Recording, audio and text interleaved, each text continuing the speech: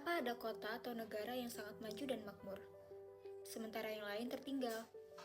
Apakah karena kekayaan alamnya, atau karena banyaknya uang yang dimiliki?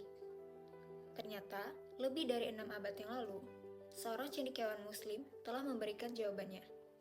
Siapakah di balik tokoh tersebut? Yaitu, tokoh tersebut adalah Ibnu Khaldun.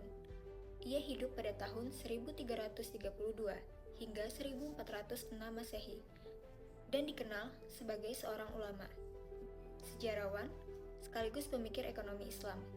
Pemikirannya tertuang dalam karya terkenalnya yang berjudul Muqaddimah. Menurut Ibnu Khaldun, tenaga manusia merupakan faktor terpenting dalam menciptakan kekayaan. Semua barang yang kita gunakan berasal dari proses kerja manusia. Tanpa tenaga manusia, sumber daya yang tersedia tidak akan menghasilkan manfaat ekonomi. Ibnu Khaldun juga menjelaskan bahwa manusia tidak dapat memenuhi seluruh kebutuhannya sendiri.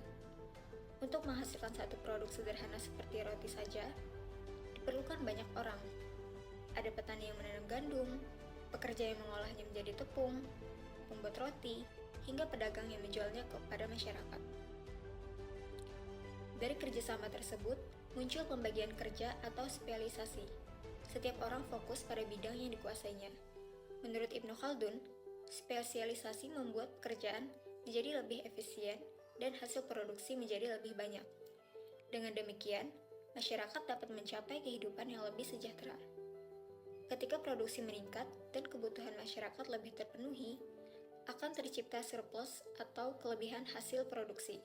Surplus tersebut dapat diperdagangkan ke daerah lain, bahkan ke negara lain. Menurut Ibnu Khaldun, perdagangan inilah yang akan meningkatkan kemakmuran suatu wilayah. Semakin banyak tenaga kerja produktif, semakin besar kemakmuran. Ibnu Khaldun juga berpendapat bahwa semakin banyak penduduk yang aktif dan produktif, semakin besar pula produksi yang dihasilkan. Oleh karena itu, kemajuan ekonomi tidak hanya bergantung pada sumber daya alam, tetapi juga berkualitas sumber daya manusianya. Pemikiran Ibnu Khaldun masih relevan hingga saat ini. Saat ini, negara-negara maju tidak hanya mengandalkan kekayaan alam, tetapi juga kualitas sumber daya manusianya. Dari pemikiran Ibnu Khaldun, kita belajar bahwa kemakmuran suatu bangsa lahir dari kerja keras, kerjasama, spesialisasi, dan produktivitas masyarakatnya.